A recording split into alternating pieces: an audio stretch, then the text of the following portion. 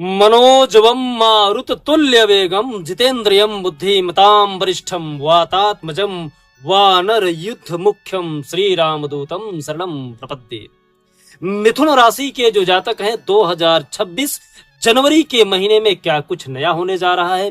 4 बड़े ग्रहों का परिवर्तन जो हो रहा है, शुक्र का हो रहा है, बुध का हो रहा है, मंगल का हो रहा है।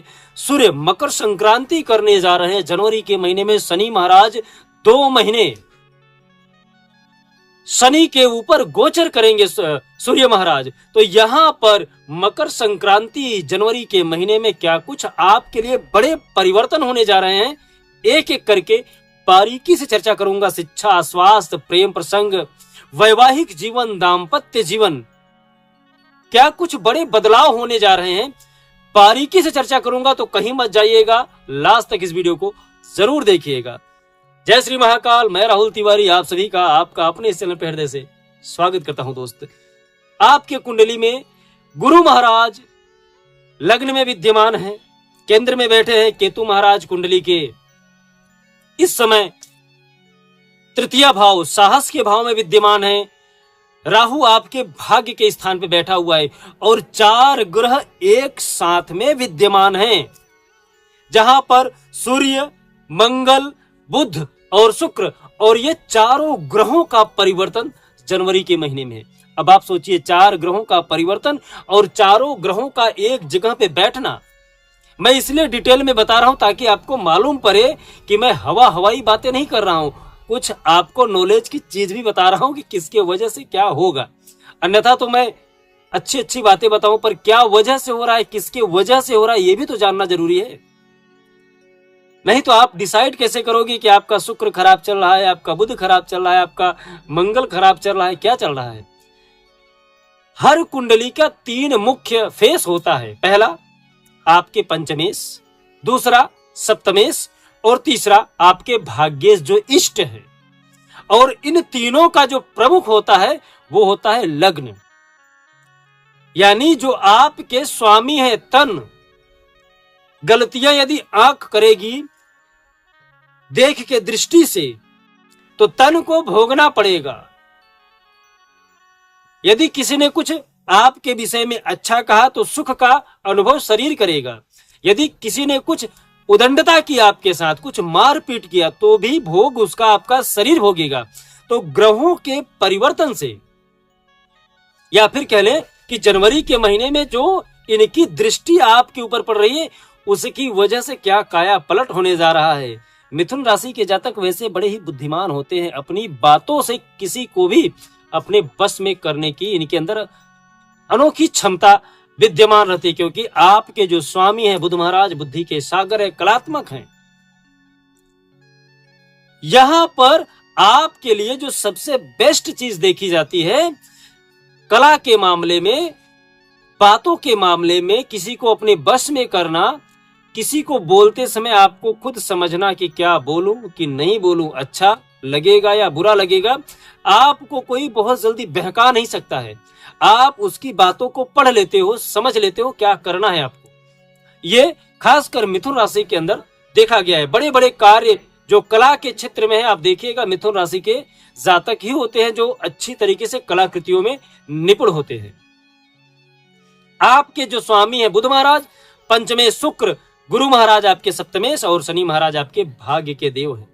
बैलेंसिंग राशि है। तो यहां पर जनवरी के महीने में यदि हम बात करें आपके लिए मान सम्मान और आपके स्वास्थ्य को लेके, तो यहाँ पे जो आपके स्वामी है वो बैठे हैं कुंडली के 7वें भाव में और 7वीं दृष्टि से अपने ही घर को देख रहे हैं।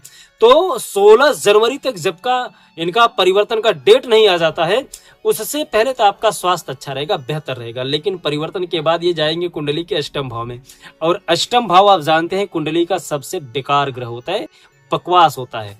मिला जुला के किसी को जैसे घर की कोई अंधेरी कोठरी हो, बिना कुछ किए यदि किसी को उसमें बंद कर दो, उसको डांटो भी नहीं, मारो भी नहीं, कुछ भी नहीं करो, लेकिन उस कोठरी का, अंधेरी कोठरी का इतना प्रभाव रहता है कि आदमी के अंदर भय, डर सब कुछ कर देता है ना। तो उसी तरह 8वां भाव कुंडली का सबसे बेकार और बकवास वाली भाव होती है। तो यहाँ पर आपके लिए परिवर्तन चारों ग्रहों का अष्टम भाव में ही होने जा रहा है। तो 15 तारीख तक तो आपके लिए, चाहे स्वास्थ्य की बात करें, सम्मान की बात करें, आपके लिए आपके स्वामी बेहतर रिजल्ट देंगे। लेकिन कुंडली के जब अष्टम भाव में जाएंगे तो स्वास्थ्य का आपको थोड़ा सा ध्यान देना पड़ेगा। गलत संगति में आपको नहीं बैठना है। किसी के साथ आप बैठ जाएंगे, आप उसके लिए कुछ अच्छा बोलेंगे और कुछ ऐसे कलंकित वर्ड वो बोल देगा जिसकी वजह से उसके साथ में रहना आपके लिए भारी पड़ेगा। मान लो कि मदिरा के दुकान पे कोई गया है, कोल्ड ड्रिंक ही पिया, लेकिन देखने वाले लोग क्या बोलेंगे आप समझ सकते हैं। बेहतर है तो यहां पर आपको गलत संगति नहीं करनी है, स्वास्थ्य पर बेहतर ध्यान देना है। 16 जनवरी के बाद बात करें यदि आपके पंचम भाव की, पंचमेश आपके शुक्र महाराज, शुक्र महाराज भी कुंडली के सप्तम भाव में विद्यमान है। इनसे आपका हम पुत्र योग देखते हैं, इनसे हम आपके लिए कहीं न कहीं शिक्षा देखते हैं, इनसे हम आपके प्रेम प्रसंग, यदि आप किसी को प्रपोज करना चाहते हैं, किसी के साथ जुड़ना चाहते हैं, लव अफेयर में हैं, तो आप जनवरी का महीना 15 जनवरी से पहले कर लीजिएगा। नहीं करना है तो आप रुक जाइएगा, 15 जनवरी तक करना है तो कर लीजिएगा। उसके बाद प्रपोज करेंगे तो आप गलत आदमी को प्रपोज करेंगे। या फिर यदि आपको कोई 15 जनवरी के बाद प्रपोज कर रहा है तो अपने आप को संभालिएगा, कहीं वो आपके साथ ठगी नहीं कर रहा है, इसका थोड़ा सा संयम रखिएगा। जांच पड़ताल करने के बाद ही आप एक्सेप्ट करिएगा। पुत्र योग का यहाँ पर 15 जनवरी से पहले लक्षण बन रहे हैं, 15 जनवरी के बाद भी पुत्र योग बन रहे हैं, लेकिन वो जो संतान 15 जनवरी के बाद का योग बन रहा है वो थोड़ा सा आगे चल के क्रोधी मिजाज का होगा, अग्रेशन वाला होगा, कार्य करने की क्षमता उसके अंदर विद्यमान रहेगी, लेकिन बहुत ही ज्यादा क्रोधी मिजाज का लड़का पैदा होता है। अगर 15 जनवरी के बाद यदि आपके लिए प्राप्ति होता है तो यहाँ पर, क्योंकि अष्टम भाव का प्रभाव पड़ेगा, कूटनीतिक विभाग में उसका अच्छा प्रोग्रेस रहेगा। पढ़ाई लिखाई में यहाँ पर आपको अच्छा रिजल्ट नहीं मिलेगा। पढ़ाई लिखाई में यदि हम बात करें तो यहाँ पर आपके लिए 15 जनवरी के पहले यदि आप कुछ फॉर्म भरना चाहते हैं तो भर दीजिएगा। उसके बाद आप थोड़ा सा वेट कर लीजिएगा 25-30 दिन का, यदि पास समय हो तो। नहीं समय है तो आपकी मजबूरी है, आपको भरना ही पड़ेगा। लेकिन उससे पहले मैं उपाय बता दूंगा आपको उपाय क्या करना है। साथ ही साथ साझेदारी आपको यहाँ पर 15 जनवरी के बाद दगा दे सकता है। आप अपने आप को जरूर बचाइएगा। आपका पार्टनरशिप शायद आपसे साथ थोड़ा सा उतना ज्यादा अच्छा संबंध 15 जनवरी के बाद नहीं रखना चाहेगा, तो आप पहले से ही अपने आप को प्रिपेयर्ड रखिए। पहले से ही मेरी बातों के यदि आप सुन पा रहे हैं तो अपने आप को जरूर कंट्रोल कर लीजिएगा। बात करें यदि सप्तम भाव की, सप्तमेश की, मैंने पहले ही बताया कि आपकी कुंडली के 3 मुख्य बिंदु है, पंचमेश, सप्तमेश और नवमेश, और तीनों का भोग आपको तन के ऊपर जाएगा। तो यहाँ पर आपके लिए जो सप्तमेश है वो है गुरु महाराज, और गुरु महाराज लग्न में बैठे हैं, केंद्र में बैठे हैं, तो किस बात की कमी। यदि आपके विवाह में कोई समस्या आ रहे हैं, खासकर लड़कियों के लिए, यदि कोई लेडीज है तो उनके लिए समस्या गुरु जरूर क्रिएट करेंगे। तो आपको यहाँ पर गुरु को जरूर ही मजबूत कर लेना है, गुरु का उपाय कर लेना है, क्योंकि यदि आपकी समस्या शादी से जुड़ी हुई है तो, और बाकी यदि कोई पुरुष वर्ग की शादी नहीं हो रही तो उसके लिए गुरु जिम्मेदार नहीं है, शुक्र। तो आपको शुक्र को मजबूत करना चाहिए। दाम्पत्य जीवन आपका अच्छा रहेगा, बेहतर रहेगा, क्योंकि 7वीं संपूर्ण दृष्टि सप्तम भाव में पड़ रही है। तो आपके अंदर सामंजस्य बना रहेगा, प्रेम बना रहेगा, छोटी मोटी नोकझोंक परिवार में होता है वो आपके साथ भी होगा।